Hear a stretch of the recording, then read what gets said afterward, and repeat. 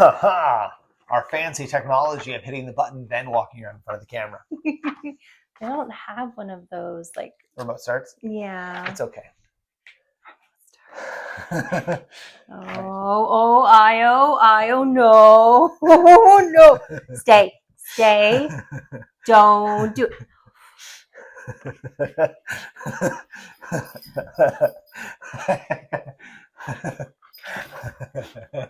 Should you lift Io so they can see who Io is? Hi, Io. Anyways, hello. And welcome. The panting you hear is from dogs that are like, it is now attention time. And you know what else is attention time? It's your attention time on us because it's Mom and Dad. Our reading. I'm Orion. And I'm Courtney. And we have Io and Luna who are going to be constantly seeking attention during this. So please forgive. But we do actually have real lives in between the videos. So we today decided that we were going to do a review of, there's Poppy, of book 1 of Dungeon Crawler Carl. And this is a reread of book 1. We're going to start off with this is a non-spoiler review, just our general impressions of the story from the perspective of we've read up to current, but we wanted to look again more critically at book 1 because it had been a little bit of time since we last read it. I know for you it had been 2 years maybe. Yeah, and I'm not someone that typically rereads series. And I am. But when it comes to something like this particular book series, I find that it is necessary because there were, upon the reread, bits and pieces of the story that I had forgotten about that happened in book 1 that I had thought happened in book. Again, we literally have pets. Don't walk past the sand, buddy. Io is a lover, not a fighter, but he loves everything a little too much. Ow! Speak of the devil. Anyways, so there were things that happened in book 1 that I had thought happened later on in the series, but no, they were callbacks later on in the series to the main events that happened in book 1 that tied them together. And so I took notes. I did too, though my notes are more slapdash than hers because I'm more of a impromptu sort of person. But I guess that's just who we our are. styles. Yeah. So anyways, hello and welcome to the book 1 review that you didn't ask for, but we felt was really necessary. And because, to skip to the end, we want you to read this book. So we're going to talk about this book so you can read this book if you haven't already read it. Or if you have read it, you can feel our excitement for this really awesome book. Spoilers for how we think about the book. If you couldn't tell, I married a golden retriever. Yes! So just okay. I'm excited too. I'm just more mellow. So for people who have not read or heard too much about Dungeon Crawler Carl, I have a way to introduce the series. It's absurdity that works. That's literally what I wrote down. I see. Yeah, he literally wrote that. Yeah. So that's my blurb for the series. It is absurdity that works. And the basic premise and why it's so absurd is all the buildings on Earth are destroyed. They collapse into the ground, and everybody who was not indoors now gets to compete in a televised Survivor alien game show. It's an absurd premise. You know, when you put it that way, yes, it is. But it works. And what is yours? So for me, I have to start with saying I actually forgot that Dungeon Crawler Carl is considered progressive fantasy, which means that they level up like in an RPG in certain skills and stats. And just that reminder from book 1, I was like, oh, because you don't really get much of it in the later on books. which is both nice and also kind of you forget because you're not reminded. So for me, it's an epic progressive fantasy that deals with a lot of heavy subjects, but it also mixes in humor while dealing with those heavy subjects. For me, the breakdown is aliens have been on Earth in hiding for decades, centuries, and they are there to strip mine the Earth for its resources and at the same time use its native population to get even more money by running something called the crawl, at least in this iteration of what's happening. Because there's different companies and you have to get the book in order to get those nuances. But it's to entertain the masses while the native population is fighting for its life on the surface of the planet and in the crawl. Yes. And just to give a specific definition for people who are not familiar with it, progression fantasy is a fantasy series where one of the main modes of progressing the storyline is the character growing stronger. This specific subgenre inside progression fantasy is called lit RPG, where there are explicit stats like strength, vitality points, agility, things you might find in like tabletop role-playing games, and skills. So a person may cast Fireball in the story. It's diegetic. It exists within the story. And for me personally, I find it is a very nice... No, Cloud. Not a toy. Not... It is a very nice way for the author to shortcut what might be a like training montage type of a scene of how does he learn a Fireball? He has to find a tome. Well, in Lit RPG, they just are granted the skill Fireball by the system or by whatever entity is in control, and they just instantly have ability to do it, which is a nice shorthand. But they still have to build it up and practice and everything. There are things like spell scrolls that come into the book, but again, it's not as heavy-handed as you would find other series like Path of Ascension, where you're just, please stop talking about it. Yes, and also the author uses those side pieces, the RPG aesthetics in the implementations, to tell a side story and be humorous at the same time. So don't just think of it as a, oh my goodness, whatever. It is, in fact, a way to add levity to everything that's happening. So for the actual story of book one, for the book itself and the breakdown, I'm sure you did yours differently than I did mine. I broke it into 4 different things that are important to me. Yeah, I did mine completely different. Yeah. I did. So things that are important to me. Character introductions, A+. You get immediate impressions without info dumps. It isn't like he was a swarthy 6'2" man with epic muscles. And no, it's like through the actions they're doing, you get an impression of their personality, their stature, what's going on, and how they interact with the world across main characters, side characters. I will say that we did this in the audiobook format, and so the inflections that the narrator Jeff Hayes adds to the characters enhance that even further. Yes. The tone of the series, I gave an A, which it specifically uses absurdity to balance the serious. It is a very serious, somber story that's being told, but Matt Dinniman's ability to add levity into it through absurd situations, absurd overtones, and the text that's being used and what people are saying tones it back to a great level. The plot, I would say, is a B through an A+, depending upon how you look at it, because the plot, when just described, is fairly basic, but the implementation of that plot is inspired. I'm being attacked by Cloud Paw right now. He's attacking my feet.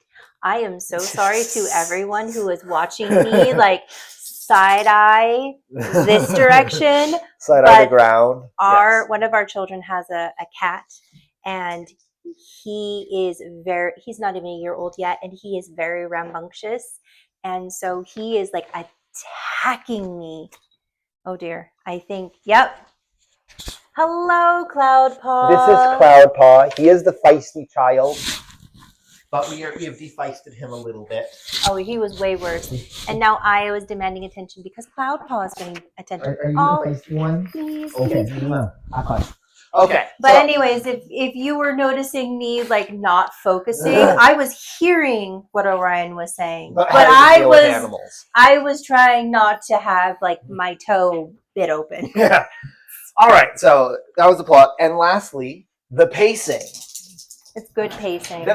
I didn't rate it because it's what you prefer it in pacing wise. The pacing is fast.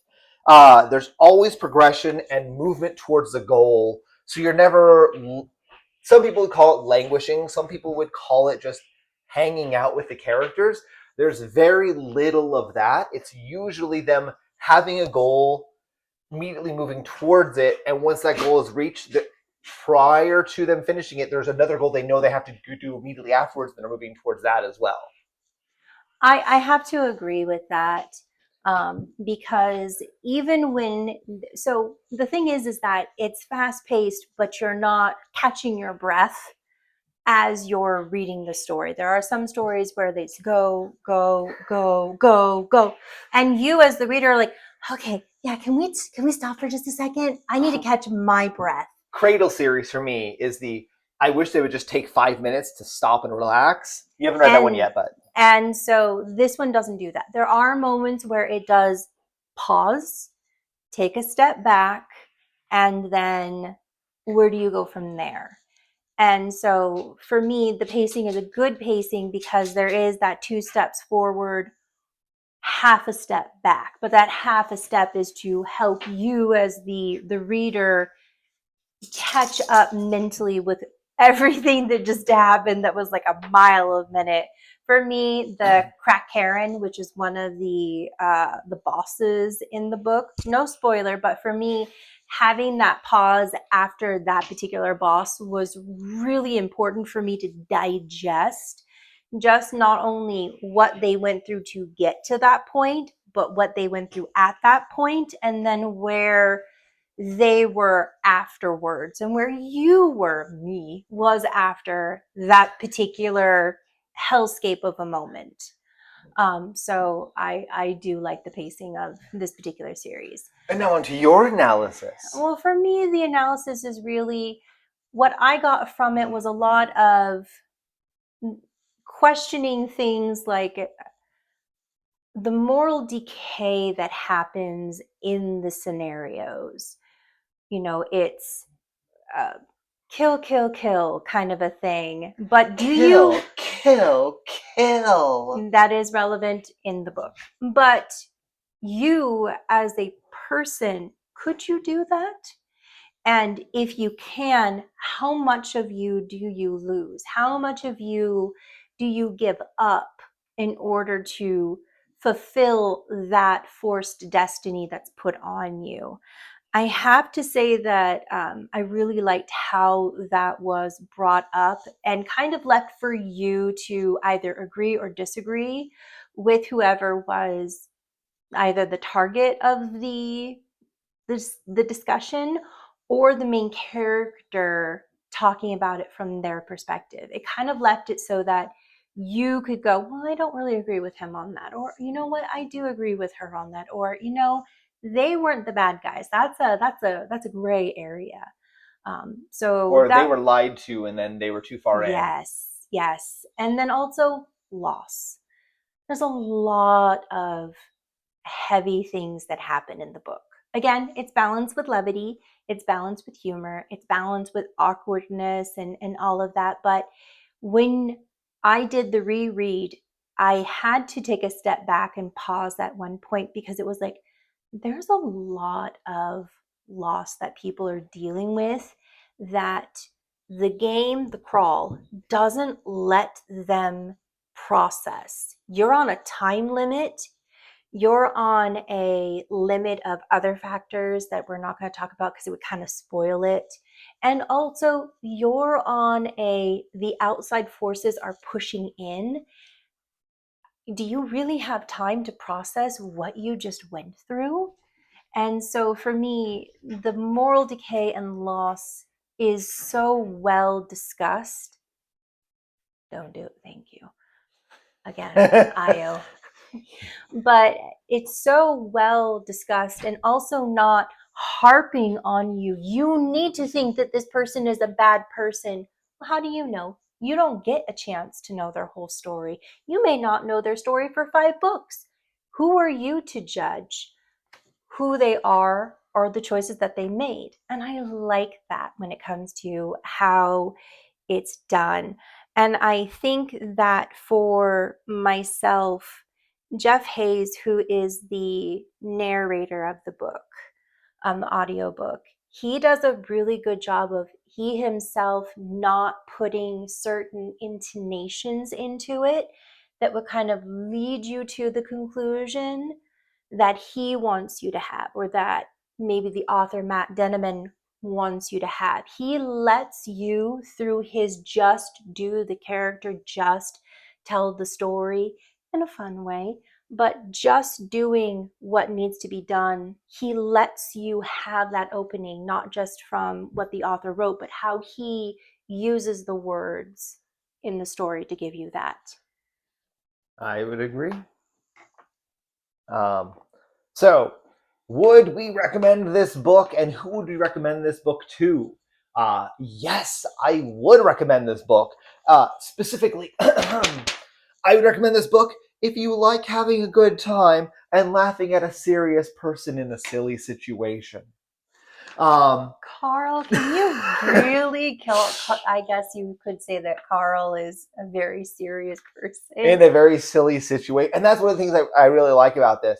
Also, if you haven't done an audiobook before, I think this would be a fantastic first audiobook. We'll spoil you to a lot of other audiobooks because the narration is so good and so well acted, where it's a one person doing a full cast and you have that level of distinction, and it just is fantastic. Plus, it's a fun time.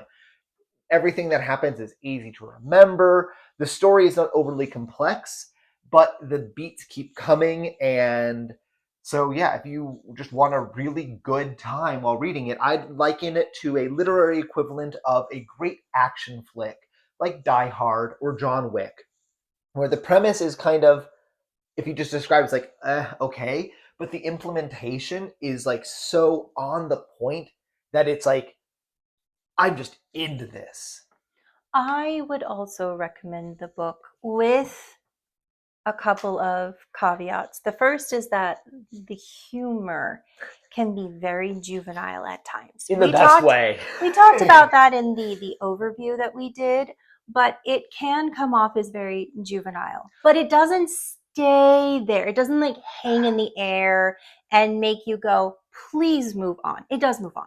But also, it comes in and then it goes. Also, the juvenile humor, it's like a 2-level humor where it's juvenile on the surface, but you think about it a little bit longer, some of them is actually really poignant. Like The First Boss. Oh. Where it's silly on the surface, but then if you dig into it a little bit, it's actually really sad afterwards. So that's one of those where it's you have to actually get to that point in the story where they start running into the bosses. Boys, cats, they're playing, but it sounds like they're dying. Anyways, if you do choose to read the series, which I do recommend, as long as tell us what you think. As long as you remember it's juvenile, but it's also a survival strategy situation. Say that 5 times fast. In that you're not going to not run into violence. It's survival of the fittest.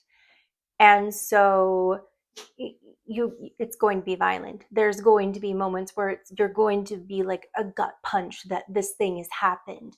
That's the point. That's the part of the moral decay and the loss and the, you know, taking all of these steps forward, but giving you that half step back to just process what you went through. The first boss is really difficult because of the situation and going back and being like, oh, wait a minute, what? Yeah. But you're going through that with the character. But yes, on the surface where you're in the moment, you're like, what? Why is this character doing these things? What's happening? Ugh. But then you take a step back and you go, oh, my heart, oh, my soul, oh, my goodness. If you can be someone to get past those points to understand that there is a reason for everything that is in the book, you will enjoy this book. It will be very enjoyable. But if you're someone that is sensitive to that, you can't do that. Don't be offended. There are plenty of other books to enjoy, but I do recommend it if that's something that is within your wheelhouse of being able to enjoy. So, Yep. So with that, thank you for stopping by. It's been a pleasure having you. Let us know what you think. And if you've made it this far, you get the treat of a dad joke. Why was the skeleton afraid to cross the road? He didn't have the guts.